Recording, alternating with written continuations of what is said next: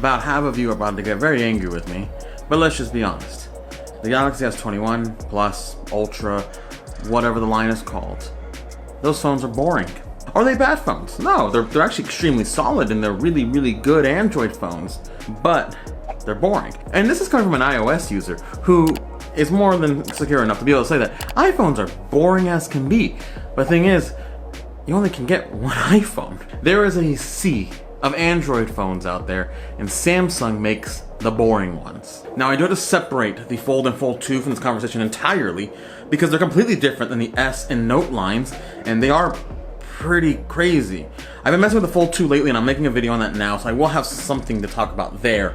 But for now, I'm focusing specifically on the S and the Note lines. I think that it's smart that Samsung made the S21 line cheaper. You know, they cut some corners and they made it work for a different market, but ultimately does that make it a more interesting phone? Kind of, but not really. See, because the thing is that while they made it cheaper, it's still competing in the high-end group of phones. It's not competing in that mid-market or in that budget market. Really, they're competing with just a handful of Android phones. Now, if the S21 was priced at $500, this would be a whole different video because it'd be the most interesting Android phone to talk about. The quality of the build, the quality of the screen, the quality of the cameras, and that software at $500 is kind of game-changing. But it's not $500, it's a couple $100 more than that. So because of that, it's in, again, a world that it's just normal. And at the very least, were there at least enough changes to the cameras from last year to make it a compelling argument to buy this phone?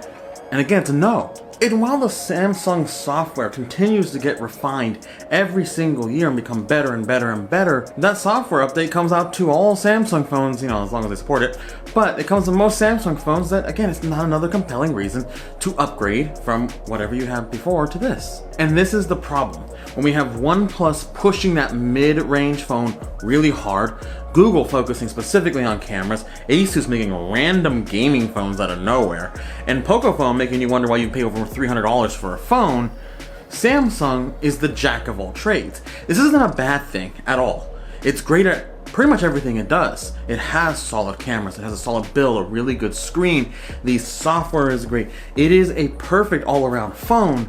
The problem is it doesn't excel at anything though. And in the US, every carrier does tons of discounts on Galaxy phones.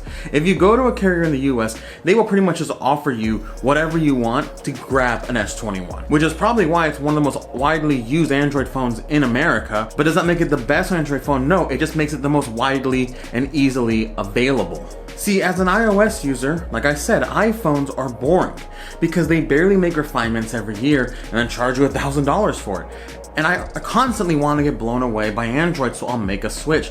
The problem I have is that everything I use is Apple at this point, and it's an easy ecosystem to live in. The thing is, though, is that whenever I look at Android phones, Samsung never pops out in my mind. I am tempted all the time to switch to Google for the Pixel cameras. Whenever OnePlus comes out with a really weird phone for $400 to $600, I go, that looks interesting. I wonder how that performs with how much money I can save. But literally, whenever Samsung releases a new phone, I just kind of don't even care about it. I barely look into them. I watch review videos later and then I go, oh yeah, that exists.